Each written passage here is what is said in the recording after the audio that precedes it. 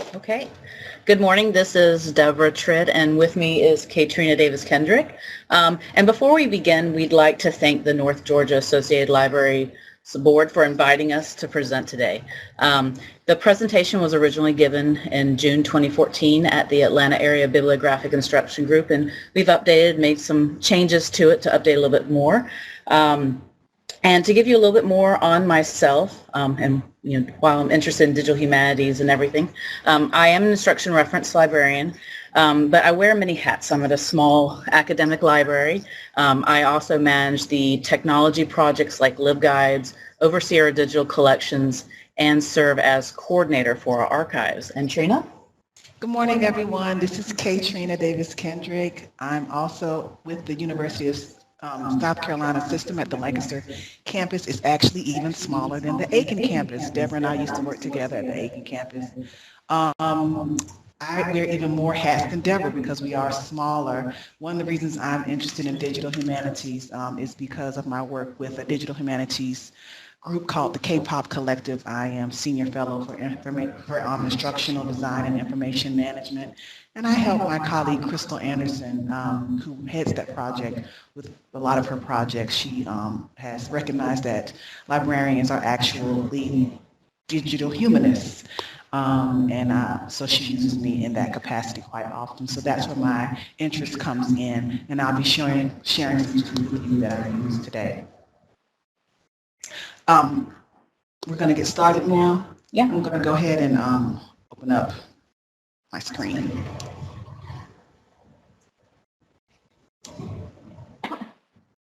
Dustin, can you pass the ball to Trina, please? Thanks. Thank you.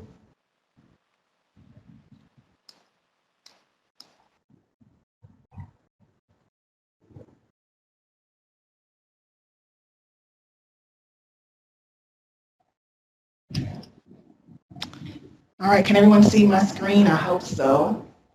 We're going to be talking about digital humanities, active learning tools in the classroom. Deborah and I are in the same room, but we're on different machines, so you'll hear her prompt me through this conversation, so just bear with us. We'll go ahead and get started. So,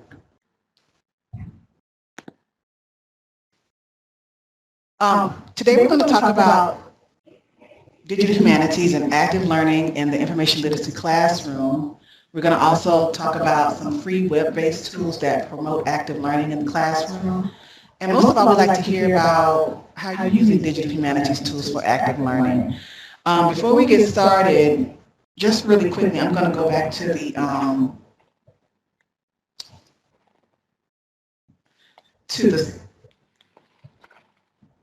chat box, and I'd like to know, what do you think digital humanities is? What is digital humanities? And I'll look for some comments here from the group.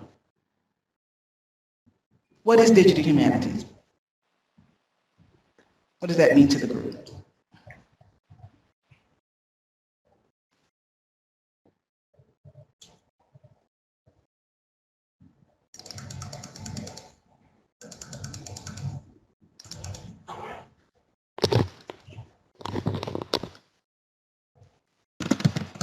Awesome, Karen. We hope you'll have some better idea before you leave today then. All right. Using technology to teach. Okay.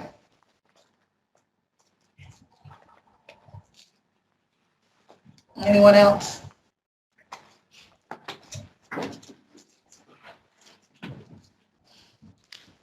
Finding online info on the humanities for a class. So literally looking for items online about humanities topics. Is that what I'm understanding, Janice?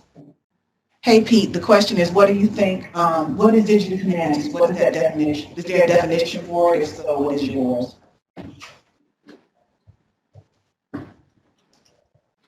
Thank you, Janice.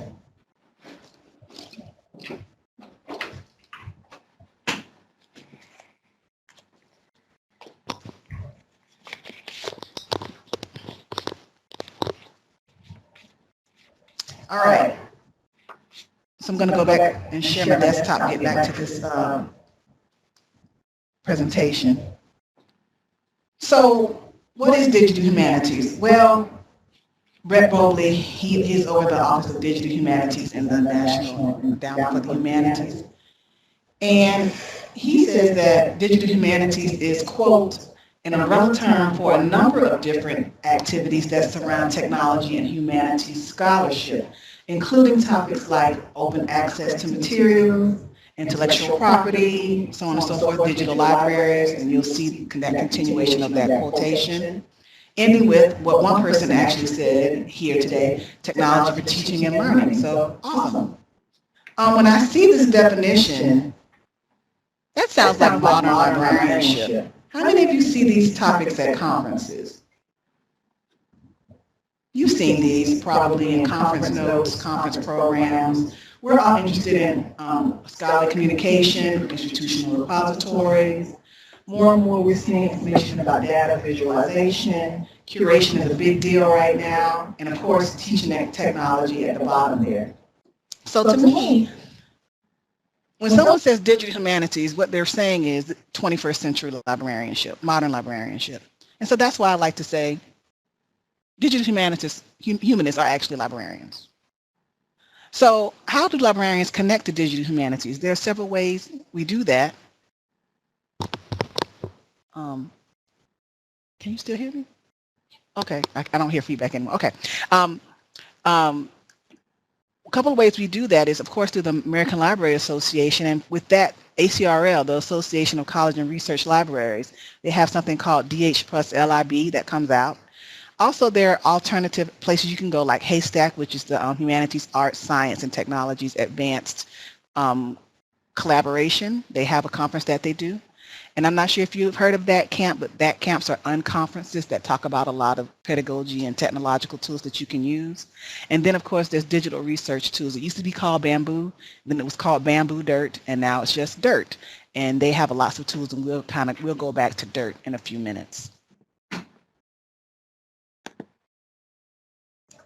Okay, so I'm going to take over again. We're going to talk a little bit about active versus passive learning. You can become a digital humanities advocate on your campus. Librarians are usually uniquely situated on a campus. We have many faculty relationships across different disciplines and are very often integrated into classes for instruction. And we also have the opportunity to integrate a number of the DH tools that we'll be discussing a little bit later, and I think it'll become a little bit more clear, into existing classes. And what started happening is it's kind of having a bubbling effect, and I'm being invited to classes to do just special classes on some of the digital humanities tools. They give us an opportunity to teach information literacy skills, and I think that will become a little bit more clear as we speak. In 2013, Trina and I had an opportunity to present at the Metrolina Information Literacy Conference on digital humanities and how these match up to the information literacy standards. So a little bit more about active versus passive learning. The nature of digital humanities is interactive and active. If you go later and take a moment to look at Bamboo Dirt, which is a fantastic site, what you'll see is that all of the tools are organized by activities, by active classroom activities. Digital humanities is about creation, it's about relationships. And so some of the characteristics of active learning versus passive learning. Active learning incorporates tools or activities to engage the student rather than simple observation. Active learning incorporates activities over lecture, and active learning is focused on creation rather than simply the delivery of content. And for me, for digital humanities, one of the critical components is the concept of creation and transformation. And I think you'll really see that kind of come to fruition within the tools that we'll be talking about next. Can you go to the next one, please, Trina? Okay, so one of the main categories of tools within digital humanities are concept mapping and brainstorming tools. I begin many of my information literacy sessions with a concept mapping or brainstorming activity so that students can start taking their ideas, fleshing them out, pulling out some keywords. There are some really cool tools to help you do that. Mindomo, Text to Mind Map, and Lucidchart are but 3 of the tools. One of my favorites is Text to Mind Map. Trina, if you can go to Text to Mind Map, please. And what's really great about Text to Mind Map is it doesn't require a login. It's pretty easy. You can just provide a link to your students and they're on this screen already. And what they can do is go in and enter in like their core terms. So for example, months of the year can be, the main term that they're researching, and then break that down. Once they do this, they can see how that corresponds to an outline. A concept map is an outline is a concept map. They also have the ability to save and download. And as Trina's entering in a couple of items, you can draw the mind map. Yeah, and so you can see it's there. And so this is a really great interactive activity that you can utilize pretty fluidly with your students. Okay. Yay. And if you can go back to the presentation, please.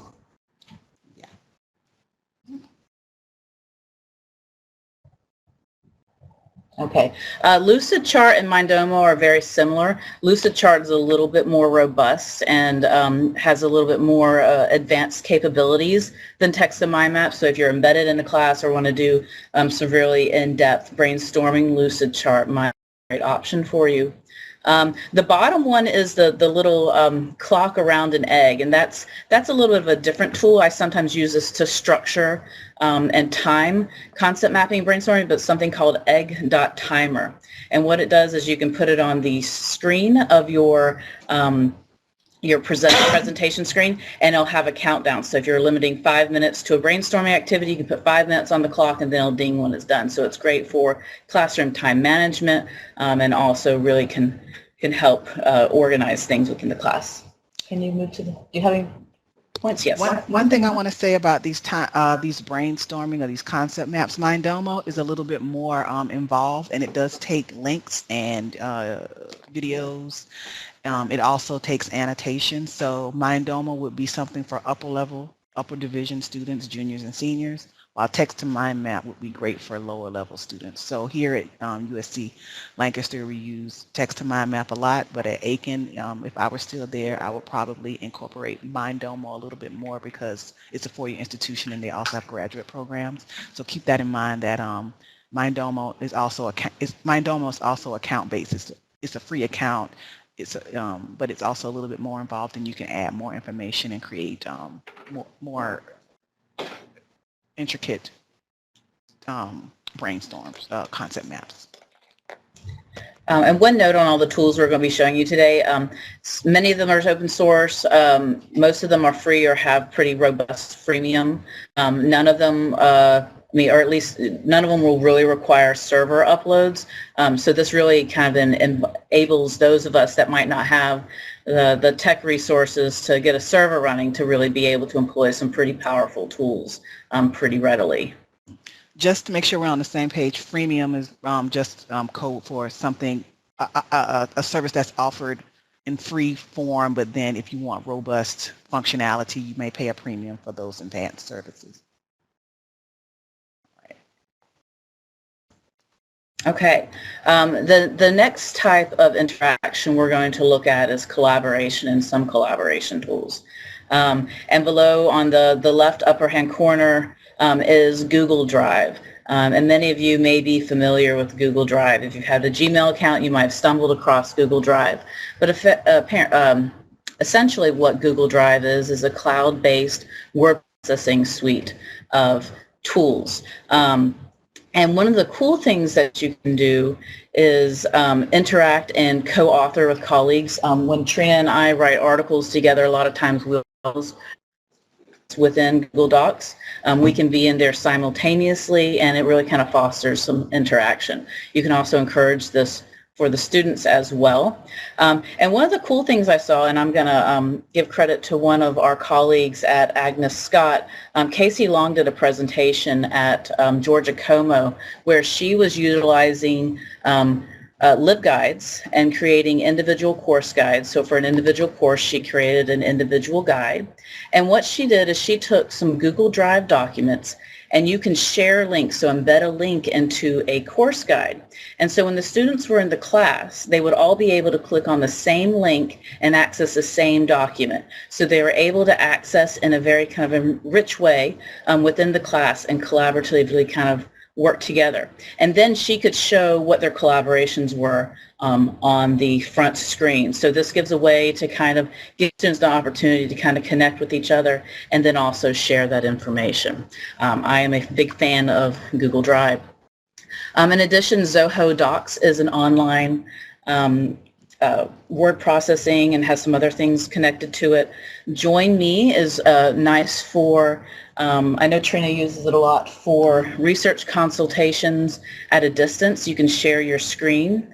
And also for collaboration, academia.edu is a great way for librarians as well as students to locate other people with similar interests, research interests, and connect to those people. Academia.edu is also a great place to locate unpublished papers and find out who else is working on items, because a lot of people will put their pre-press items up there before they even submitted their manuscripts to publishers. So it's a really great way to data mine and mine for information and see what people are working on before they get there. Another thing that's great about academia.edu is it has analytics. So it's a free, you have an account and you can see what, when you upload your information there, if you keep up with your, if you write or publish, and you can self-archive there. If you self-archive there, you are able to see who is looking for your work all around the world. So it's very helpful for those of us who may be on tenure track or may need to prove or assess in some way our work, what we're doing, the impact of our work. Academia.edu and also researchgate.net. These are great ways to, so I know it's talking about collaboration here, but what better way to collaborate than to show your relevance and that people are looking for your work and who you want, who else might be working on something, and also being relevant and who else is clicking on whom. You might want to work with that another person who's pretty popular or in a positive type of way.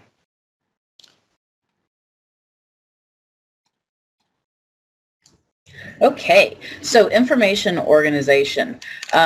What I'm finding more and more is that we are teaching students the skills of information organization, how to tag things, how to properly manage their information. And some of the tools that are available for that are Evernote. Evernote is a, if you go to the screenshot of Evernote, please. Evernote is a way to ingest, just scroll down. Evernote, sorry, I didn't put it in the path. Evernote is a great way to ingest information, whether it be web, it has word processor, it has ability to ingest attachments and PDFs, and then you can put them into individual folders, and you can also tag them. And so this is a great opportunity to be able to talk to students about how to manage their information as their lives become richer and richer and we gather more and more information. Just having folders on our desktop or bookmarks may not be sufficient. There's also an archiving component that you can take snapshots of pages, web pages, and keep other all together in one spot. Yeah, Evernote is great. I use Evernote in terms of active learning in the classroom. Let's be honest, when students are doing their first forays into their research topics, they're going to Google. That's where they're going, and that's fine, that's great, that's great, that's fine. But they forget where they're going. They forget where they're going, and then later on they come and ask the question of, I can't find this, or I'm supposed to cite this and I can't find it anymore. I don't know where I was, but it was this thing that I found when I first was looking. Well, Evernote is great for archiving information when they're doing those first forays for research. They can put it in there, tag items with their own language, and there it is. Now, and then they say they know it's there. So even if they decide not to use it later, that's fine. Another great thing about Evernote is that whatever you put in Evernote, it's there as it looked the day you saved it, okay? It also keeps the link the day you saved it. So let's say one day, the Library of Congress says that the average life of a website is about 44 days. 44 days, okay? The semester lasts more than 44 days. So what if something goes away? Well, Evernote is going to keep it just like it was the day they found it, and they can prove to the professor, see, it did exist. Here's my Evernote. Here's the links I put for it. So that's the active learning component for it. They can also share notes together. So if you wanted to do something and say you wanted to, they can also annotate their notes. So it provides some type of great functionality for bibliographic entries and teaching citations and things like that. So Evernote is great. Just as a side, this is one of the tools I use for KPK, and we use it also as an information archive. So it's really, really helpful in teaching students how to keep up with their work. And of course, there's an app on their phone, there's an app for their tablet, there's they can find things on the fly when they upload. There's an extension for every type of browser, so whether they're on a Mac or a PC and whatever they're in terms of Firefox, Chrome. I think there's even one for IE, and there's also one for, like I said, Safari. There's a Chrome extension, and you can essentially cut things and add to your Evernote as you surf the web. So it's really helpful in that way. Okay, two other tools. OneNote. OneNote is a Microsoft product. But it is now free. If you go to OneNote.com, you can obtain a free copy of OneNote. And OneNote is similar in many ways to Evernote in that you have the ability to take clippings and save copies of web articles or other articles, and then also make notes and tag things. Trello is a little bit different. Trello in some ways kind of reminds me of like a Pinboard, kind of like Pinterest, but it's a little bit more robust in note-taking and tagging. And so again, these are all great tools for teaching students about information organization. The only challenge with all these is there is an account to set up, and so it does take a little bit more time from that standpoint. Okay, next one, please. Oh, you did put it in the path. Okay, on to research organization. And I don't know about y'all, but more and more I'm getting questions from students about, okay, I've downloaded all these articles, what am I doing with it? And probably the class that I'm getting asked to teach the most special classes on is on Zotero for the faculty, for the students across campus. And Zotero is one of the darlings of the digital humanities world. And Zotero is not only a citation tool. You can upload your citations and it helps you create the APA citation or the in-text citation. But where it's really powerful is that it is a research management tool. It is a powerful research assistant. If you work with graduate students, this tool, when they find out about it, they get really, really excited. And if you can go to the next screen, please. This is a screenshot of Zotero. And again, in some ways it's kind of similar to Evernote, but its focus is citations. And you can see on the left-hand side, I have all of my different research projects I'm working on. So students, I recommend they create one for different classes and then save all their research stuff within there, and then create subfolders. And then the center, I'm within the library right now for a research project that Trina and I worked on, and it saves the PDF. So effectively what you do is you download Zotero, and then you add what's called a web clipper, kind of a little thing that takes a snapshot of whatever your page you're on. And the cool thing about what it does is it doesn't just take a snapshot of a page like a note. No, it also pulls out the bibliographic metadata, which you can see on the right-hand side. And what this facilitates is an easy way to make citations, an easy way to pull out bibliographies, keep everything organized. In addition, you can tag things, you can make notes. As you can see under one entry in the middle of my page, I have the note good one. And if I clicked on that, it would open up and I'd have all the reasons why it was great. Another thing I recommend that students do is as they go through, they can pull and create notes of their favorite quotations so that when they actually go to write their paper, they have a lot of their favorite quotations attached to that article in the notes section. Zotero is fantastic. And if you, after this session, if you have any questions about Zotero, I'll be happy to talk with you. It is free. It's free to download.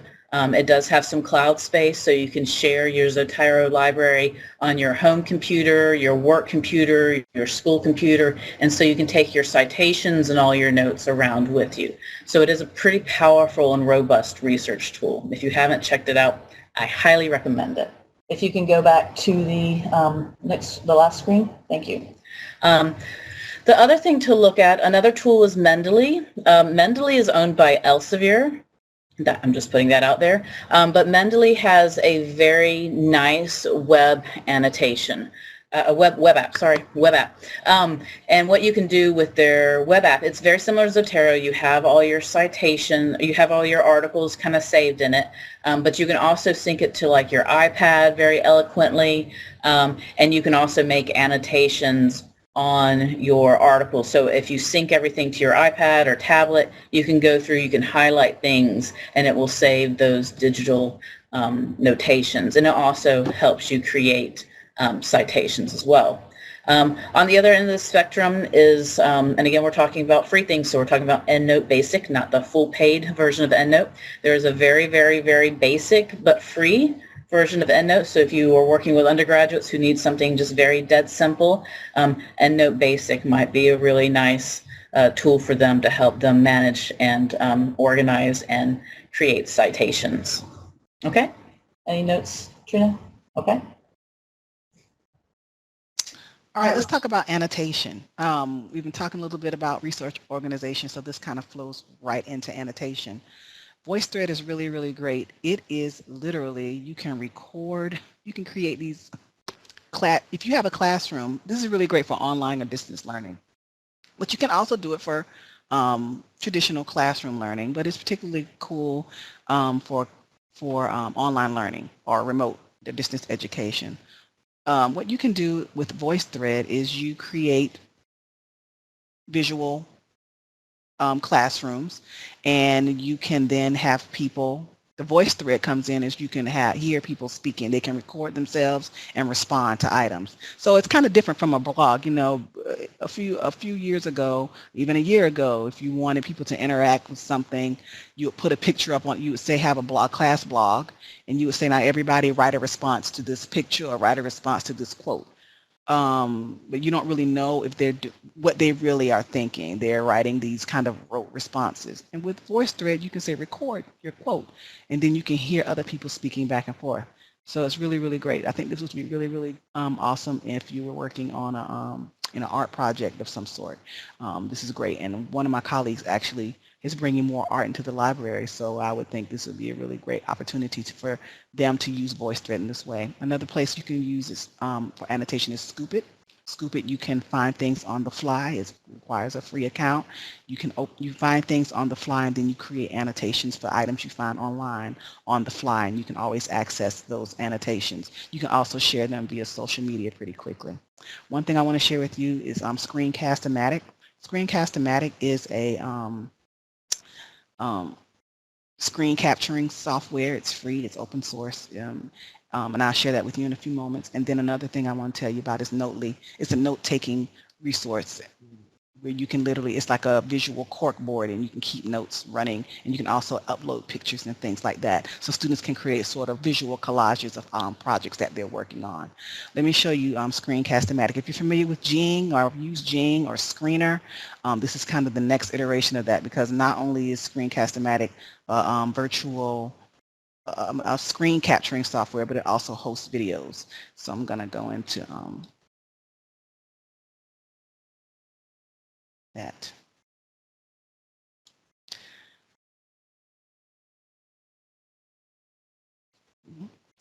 So this is ScreencastOMatic. So I have 100, this is my personal account. It's a free account, but there are freemiums this is a freemium service. So you can edit if you, for only $15 really, which is ridiculously low. You can get a lot more functionality. You can edit, you can, the recording that you get for the free account is 15 minutes, which is really, really generous. But if you pay that premium or you pay that premium price for $15 a year, you get unlimited time to speak. So that's one of the things you can do. But these are my screencasts that I do. And we have different channels. So this is the hosting portion. Okay. And then you have custom links. So you can create a custom link. By the way, each screencast has its own link. Which is really great. And let me tell you one of the ways I use ScreencastOMatic. There's a couple ways I do it. The main way I use it is for my work with the K-pop collective. But one of the ways I use it in my daily work in terms of active learning is when someone comes to me for a research consultation, I have found that what happens is we're working together and everybody's feeling great about what we've done. But what I'll do right at the beginning when we get started is I'll say, may I record what I'm going to do?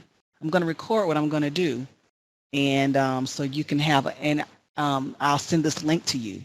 Now, it's up to them, it's up to the patron whether they download the link, but I'm going to send a link. I'm going to click on this early. I did a tutorial. It's really great for tutorials too, but I'm going to click on this so you can kind of see.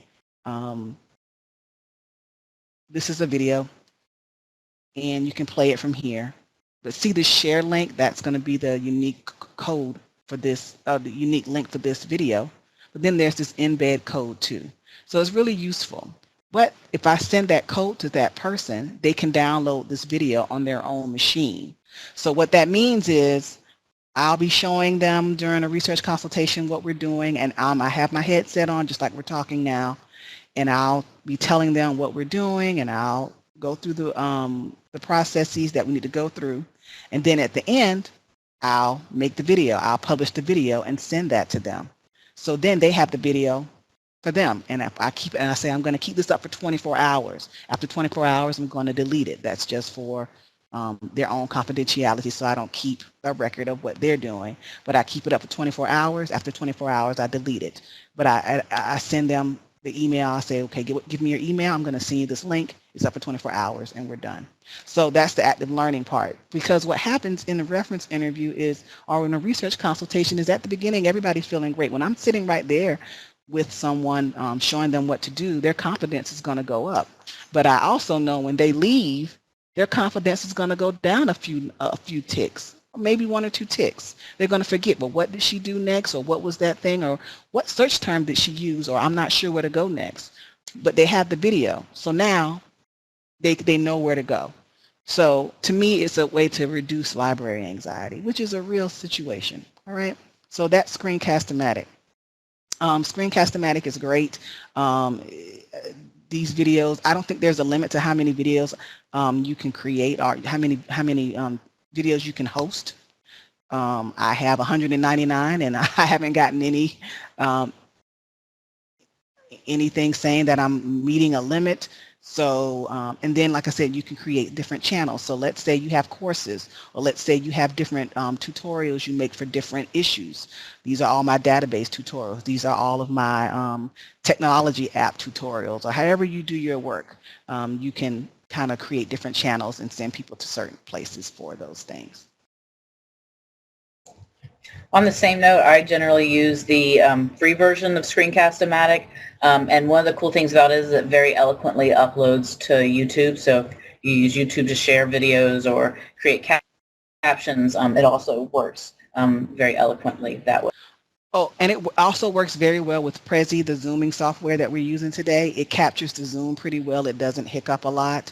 Another thing that's really great about ScreencastOMatic is you can halt your recording as you need to. With Jing, for instance, or with other places, it doesn't let you stop and truncate. Let's say you mess up. as is what we want to do when we are speaking or recording ourselves. We become very aware of our voices and we skip and we forget what we're saying. Well, you don't have to start all the way over. You can truncate from where you need to truncate from and continue forward. So it's really, really great in terms of the capacity for human error.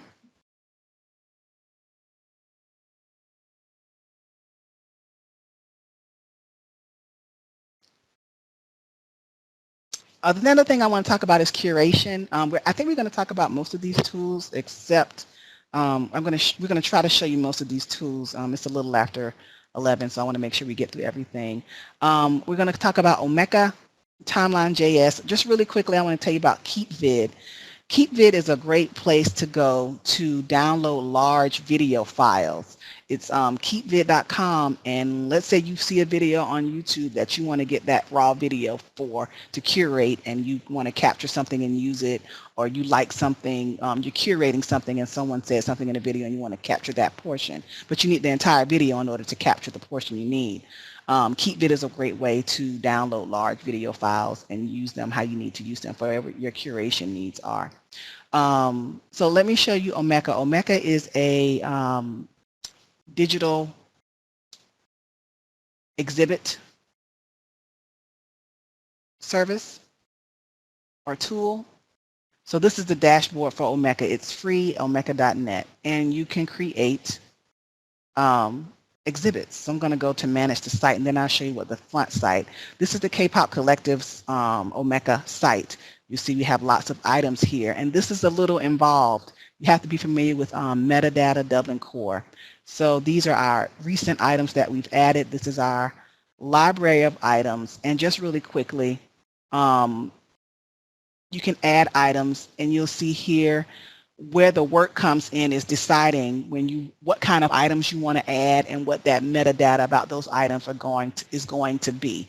So there's a Dublin core, and then you decide, okay, if I'm going to put a picture in here, what items do I want to put in here? So for instance, if I want to place a video in here,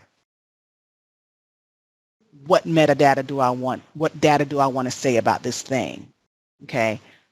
Are there any files I want to add associated with this item? And then, of course, there are tags that you want to add so you can always find the item.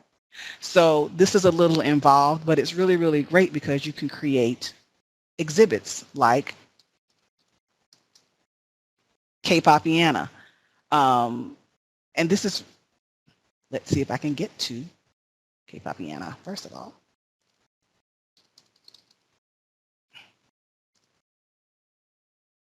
So you'll see an item, and then these are exhibits. So when we create, there's different things that we pull together. There are lots of different items that we decide, okay, every exhibit is going to have these types of items. And together we create an exhibit that consists of all of these items. And so a bunch of items can become an exhibit that looks like this. And it's a little bit interactive. And you can decide you want to add pictures and so on and so forth. So there's a back end and a front end.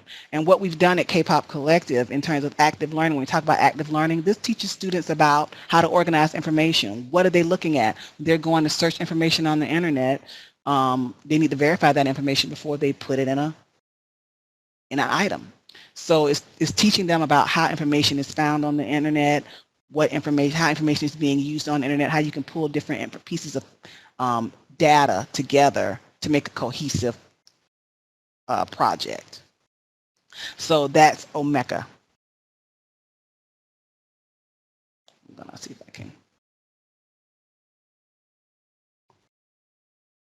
Debbie, you want to talk about Timelinejs? Yes. Okay. So in my capacity as, I do instruction reference, and I also coordinate the archives at our institution. So I do a lot of archives instruction. And one of the things, and this is for classes, this is not for a one-shot, this is for a little bit more embedded classes.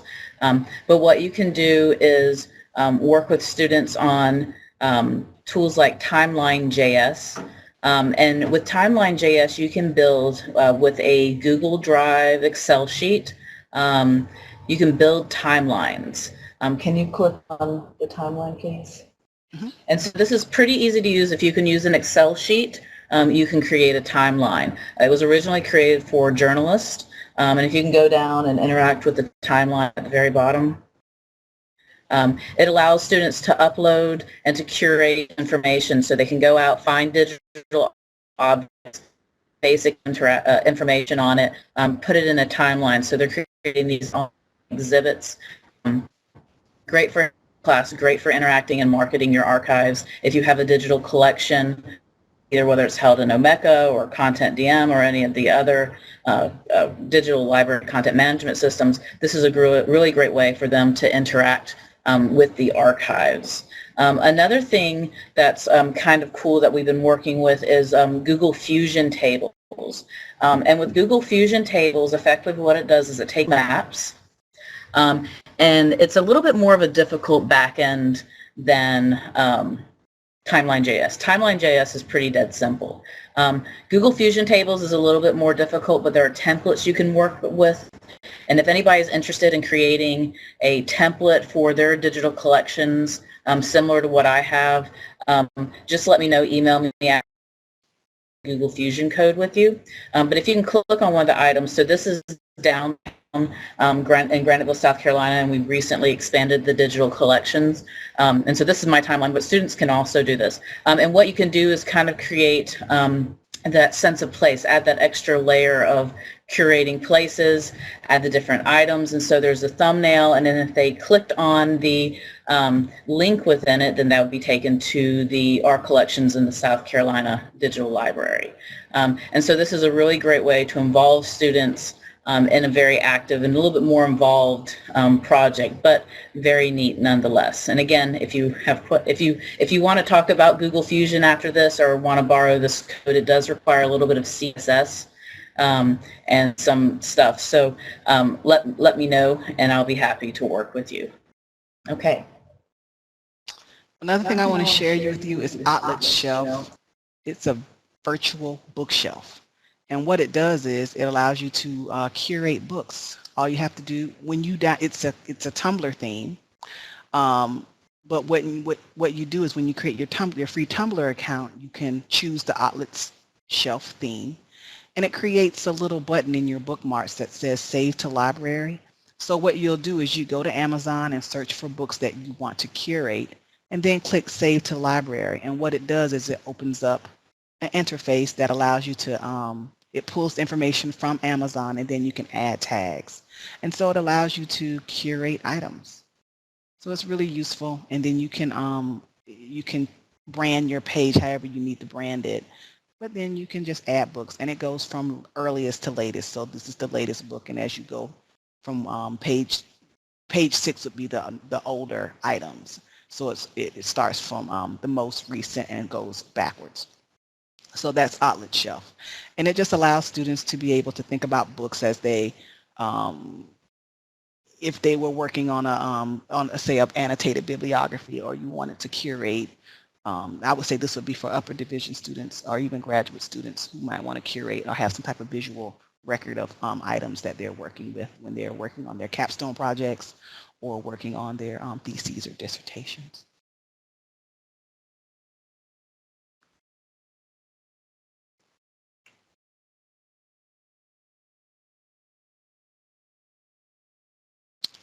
Finally, we're looking at presentation. And of course, we are currently in Prezi. I think everybody knows about Prezi now. Sometimes I think we're getting a little dizzy from Prezi now. But there are other places you can go to present. A presentation doesn't always have to be, well, a PowerPoint slide or a Prezi for that matter. It could be an infographic. It could be your end goal could be a video. Your end goal could be a really cool picture, a collage of photos. PicMonkey is great for photo manipulation. It could be another place you can upload and host videos is Vimeo. It could be an infographic. So PictoChart and Easily are great open source infographic places where apps or tools you can use. Easily is still in beta. So sometimes there are concerns with that, but it's pretty easy to use.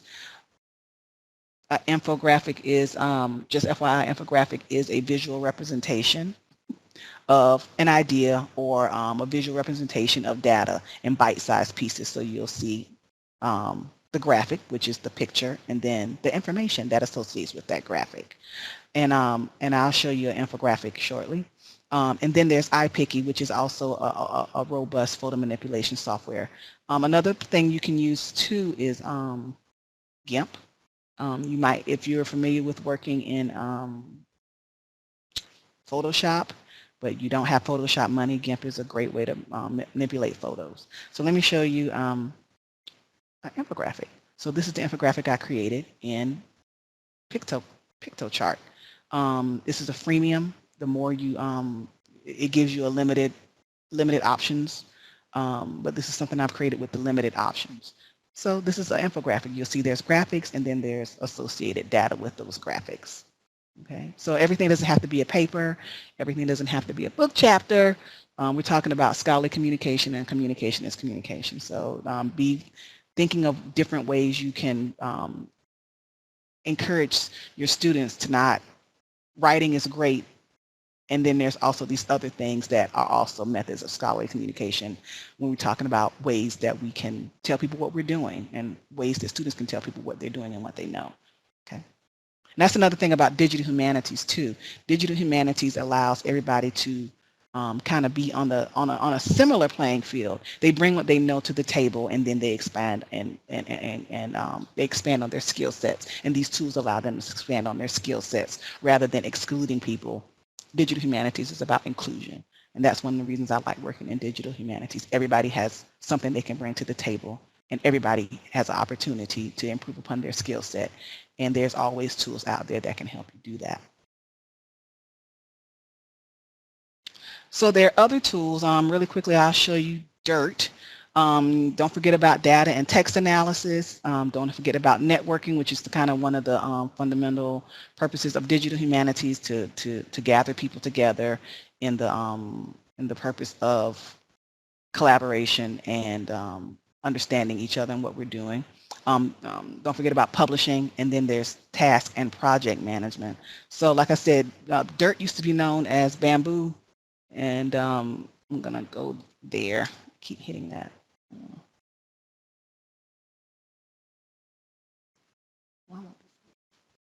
Now it won't move.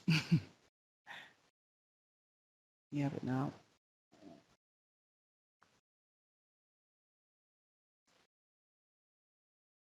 Yeah, I'm trying to move this little thing over.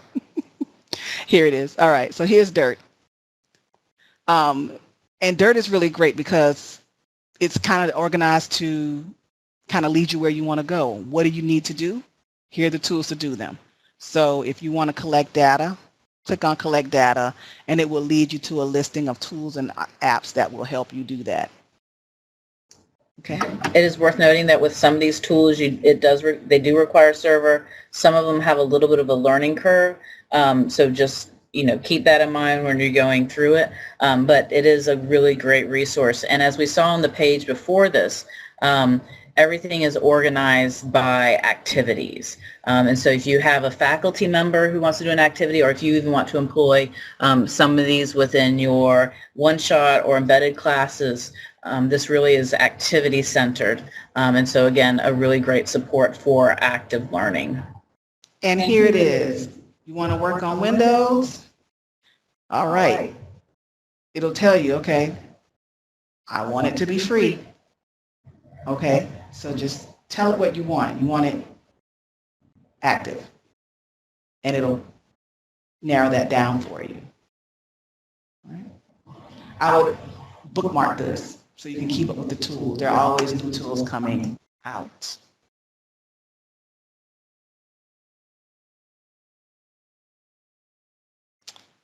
All right, it's your turn. We're done with our portion. I'm gonna stop sharing my desktop right now and go back to the chat interface. Let us know if you have any questions. Let's see. The free version also uploads to YouTube, Rebecca. I'm just now seeing some questions. The free version of ScreencastOMatic.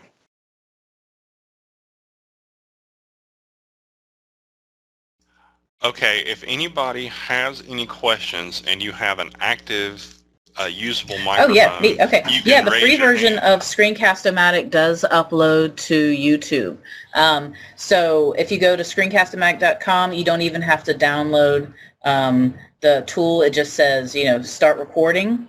You can create the recordings, and at the very end when you're done, you can hit done, and then it'll give you some options. It'll allow you to download an MP3.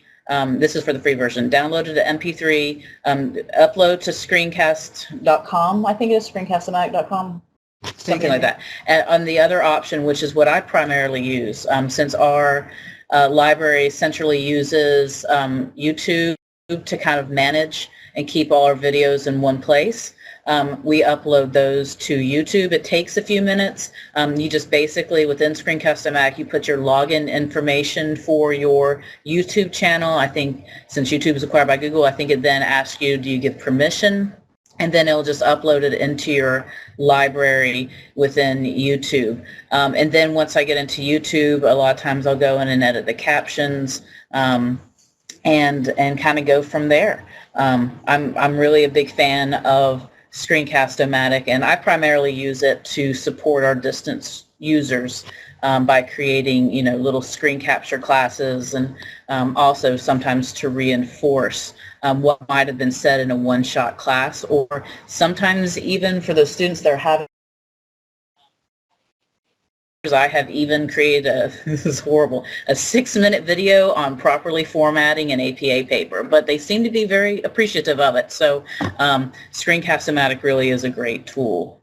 By the way, the reason it's horrible is because it's more than 3 minutes, but it's helpful, so therefore. Yeah, exactly. The reason is 6 so minutes. So it's horrible, but not horrible. Like sorry, not sorry. It's horrible, not horrible. Karen, you asked about if we've used these for special needs students. I don't think we have, but the thing about YouTube is you can create caption files, and so it's helpful in that way. But I haven't had yet an opportunity to work with special needs students, but I don't see why you couldn't. There's lots of functionality for it. And a lot of these are, big corporations. Like Evernote is a very big corporation, and I know that they have accessibility. And so, I can't say as a sweeping, statement as to how the accessibility of all these sites are, but I have no doubt that Evernote does probably a pretty good job of accessibility, as well as Zotero and some of the other ones. The JAWS readers should be able to pretty eloquently navigate, since they are very text-based, but it is a different experience. So I can't necessarily say that they are all ADA accessible. It's probably a resource by resource kind of assessment, but yeah, from the screencast, definitely YouTube and the ability to edit captions. Any other questions? Another thing I can say about special needs is a lot of these tools, like say for instance VoiceThread, like for instance, even though that's you can record information, it doesn't mean you can't type. Or so there's different types of functionalities with all of these tools. They don't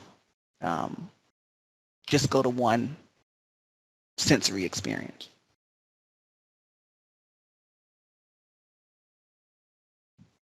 Okay.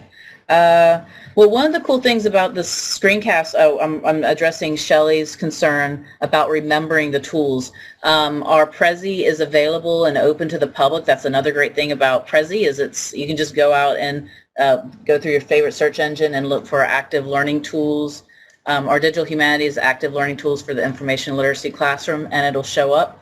Alternately, we can provide a link here to the Prezi, and I believe that this webinar is being recorded, so you can access not only the content but also our lovely descriptions of everything after this session. Let me see. Katrina, can you see if you can pull the Prezi link? It's already there. Oh, okay, fantastic. Wow, she's like reading my mind. Okay. Any other questions?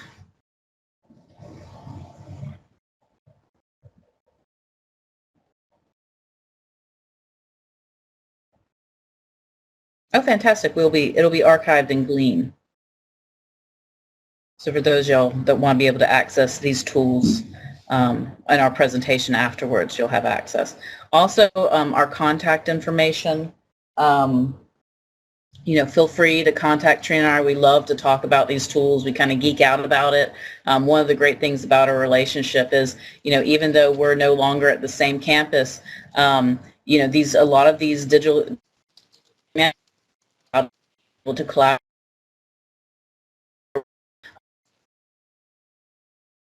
Any of these different tools, great, and we geek out.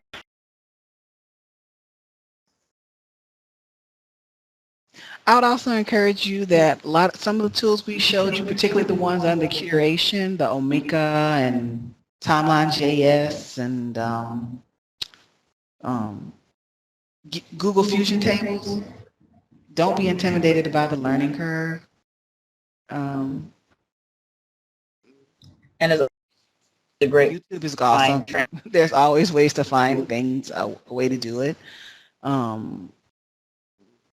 Before I started Digital Humanities, I wouldn't be talking about metadata, but now, okay, I'm creating exhibits in Omeka. So, and these things, just FYI in terms of, just really quickly, when you learn how to do Omeka, you can do things like, one of the ways I used it in active learning is my colleague, Dana Lawrence, she's an English professor here on campus, she did a travel study and to Italy.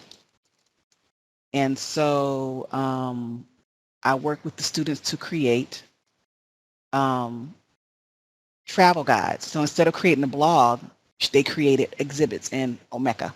So I showed you the K-pop piano one, but really quickly here is Child Lancaster. And so these are the exhibits that the students created. So this is Jonathan's. They all had to talk about different things. Well, they all had to have the same areas, and there's me looking crazy at Milan's airport, but don't worry about that. But they had to talk about like a food experience, his food review. So all the students did these same thing. They had to, and it's a Shakespeare in Italy class, so they had to talk about an area of we went to Verona and we went to Florence.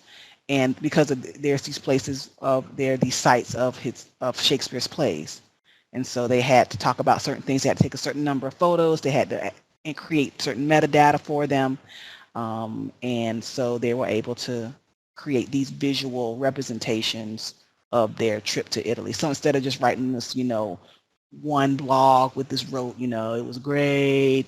I saw David, and it was awesome. The plane ride was like totally long, man. They had to actually kind of think about things and decide, okay, if I'm gonna take a photo, how might this go into my travel exhibit? So that's kind of how, instead of just talking about content, it was transformative. They had to think about what they were doing while they were there. They had to, in this way, they were continuously engaged in the class instead of just taking this trip to Italy and forgetting everything they did while they were there.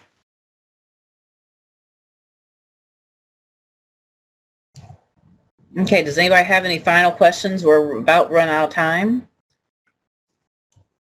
And if y'all don't, again, we'd like to thank the North Georgia Associated Libraries Board for inviting us to present today. I really enjoy talking about these things, and I know Trina does as well. And our email addresses are in the chat box. So if you have any questions after today, please get in touch with us. We love to talk to people about this. Thank you so much, everyone. Thank you.